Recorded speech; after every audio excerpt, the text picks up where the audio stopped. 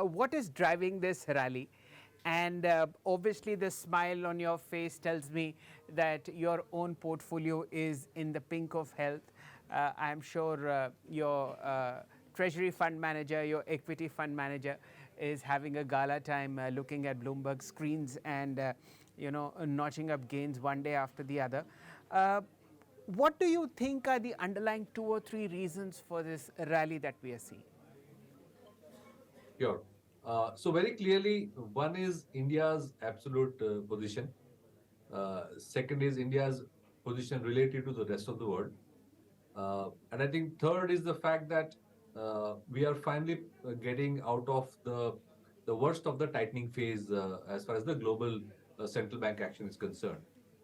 So if I were to just elaborate on each of the points, see, India's inherent GDP growth rate is anyway somewhere between 5.5% to 7%. So even if it's a 6% over the next couple of years, it still makes India one of the fastest growing large economies in the world.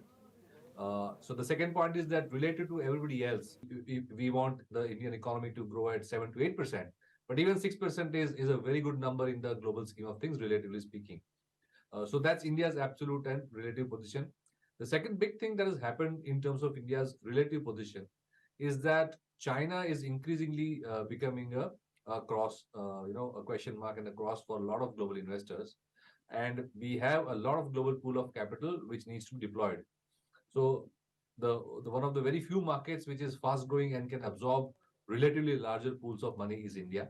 So in the last 3 or 4 months, we have begun to see that kind of shift also happening, which is money which would have otherwise probably gone to countries like China coming into India. Mihir, chart for us a course for the next, say, 1 year or so.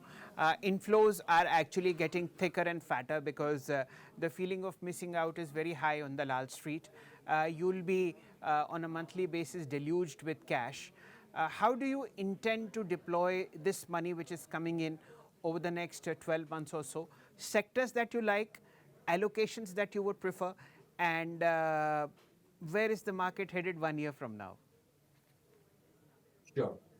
So clearly, if the Indian economy grows, then the biggest beneficiary and the biggest driver it has to be the financial sector, which is also a very large portion of the index. So a lot of the incremental money will go into financials. Within financials, we are still biased towards banking. But in the last 4 or 5 months, the differential between the private sector banks and the NBFC segment had opened up quite a lot. The valuation gap had become too much. So we have actually added some NBFCs to the portfolio, mid cap as well as large NBFCs to the portfolio, because as we discussed, the funding tightening is past us, and NBFCs tend to do better when there's an interest rate easing cycle. Valuations had become very attractive versus the banks because NBFCs had outperformed. So within financials, we are probably biased a bit towards NBFCs compared to before. And of course, private sector banks remain the favorites. Everybody that you meet on the road, in a party or at a dinner at your home, is having this intense feeling of missing out this super wonderful rally that we are seeing unfolding on the Lal Street. Given the corrections that often take place in these kind of setups, and some of them are sudden, how do you advise investors to navigate the next 3 to 5 years? So 3 to 5 years is a very easy call. Stay invested and stick to your investment plan. Frankly, the the the difficulty is when you ask me for 1 or 2 months or 6 months.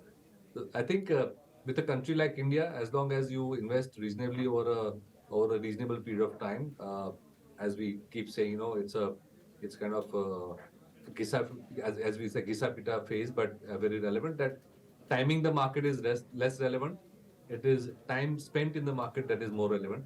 So I think staying invested for a long period of time is the only way you can really generate wealth, unless you have some superior insights like you. Okay, and the final question, Mihir, where will this money go into? Would you advise maybe some kind of a exposure to the bond market, given that interest rates are likely to now soften from these levels? Or would you be a pure equity animal over the next, say, 24 to 36 months?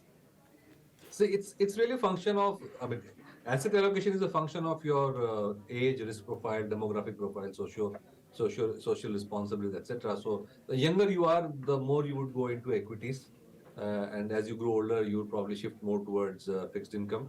So it's a function of that. Plus, your what are your short-term liabilities? If you have some expenses coming up in the shorter term, that money you probably will not put in equities. You'll keep it aside in a fixed income. So those kind of decisions one has to take based on one's requirements and profile. But as a thumb rule, the longer the horizon, the better it is for equities. If you like the video, do like, comment, share and subscribe.